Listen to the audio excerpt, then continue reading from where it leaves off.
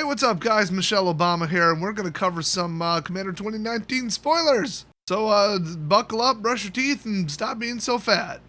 I'm pretty sure that's what she did when she was the president's wife. Also, by the way, I found a way to run my air conditioner, which is loud as hell in the background.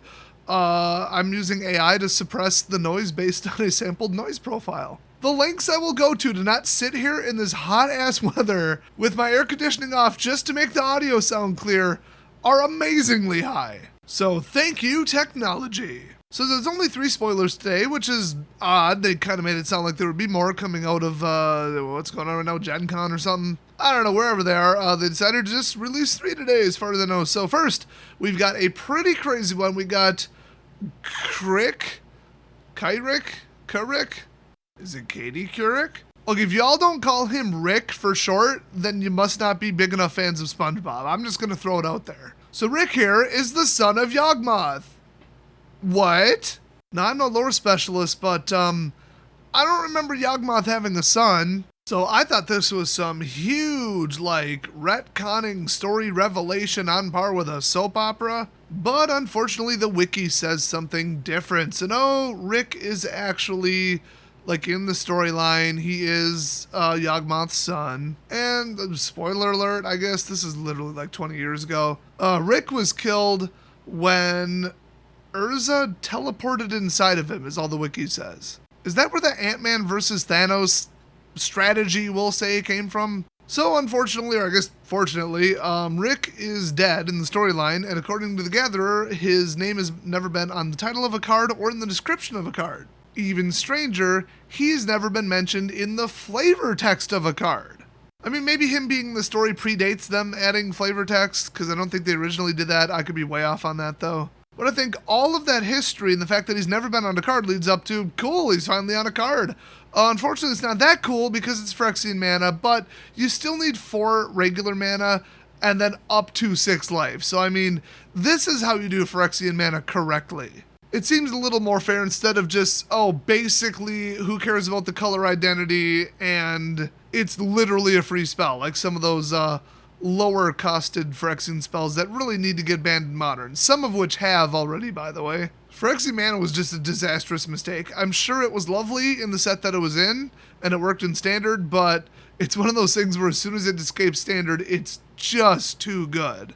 And that's really what's wrong with Modern at a basic level. None of these cards were tested with all the other cards that exist since 8th edition. But luckily, this is in Commander. 6 life isn't that important when you start with 4. This is much more fair of a card regardless, and it's not legal in Modern. So, people who hate Phyrexian mana, you can't really hate this card too much for the exact same reasons. Oh, and trust me, Phyrexian mana and Phyrexian card haters, I am first in line. Sign me up to that club.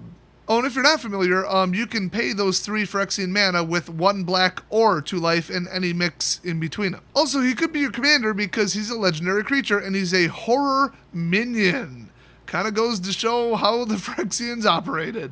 So he's a 2/2 for way the hell too much mana with lifelink, and for each black mana in a cost, you may pay 2 life rather than pay that mana.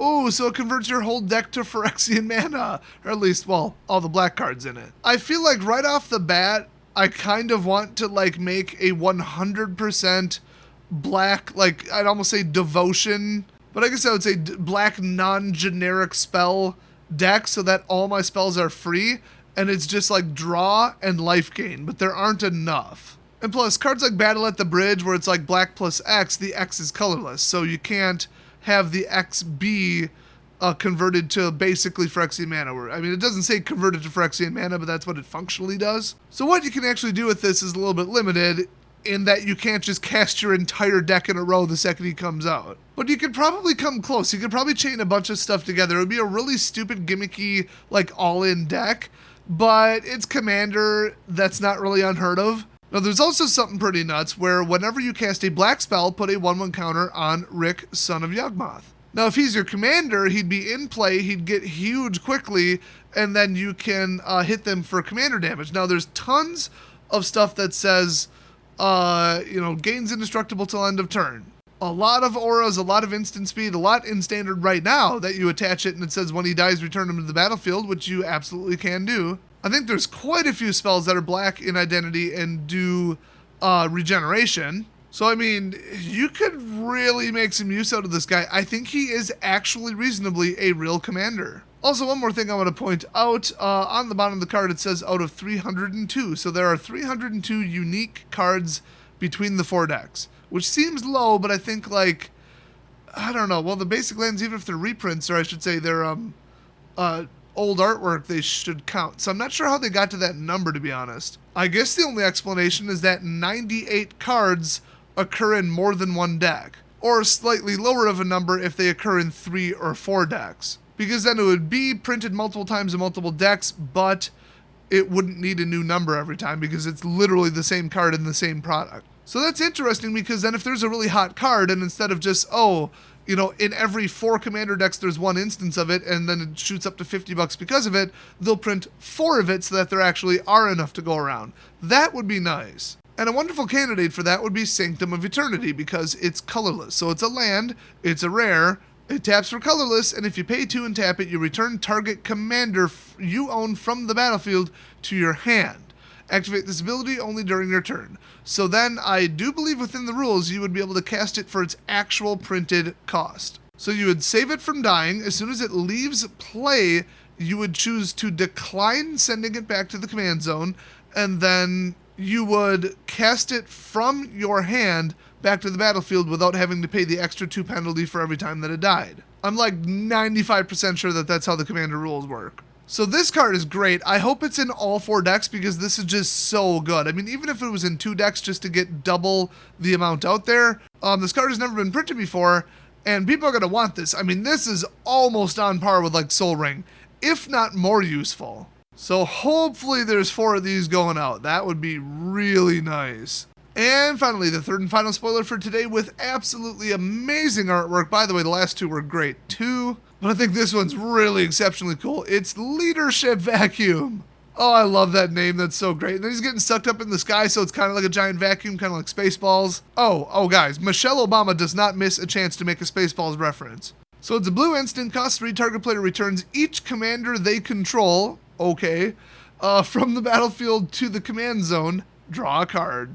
So if you're about to say, why don't you just cast Unsummon for 1, it's because that says return it to their hand, which they could just simply choose to do.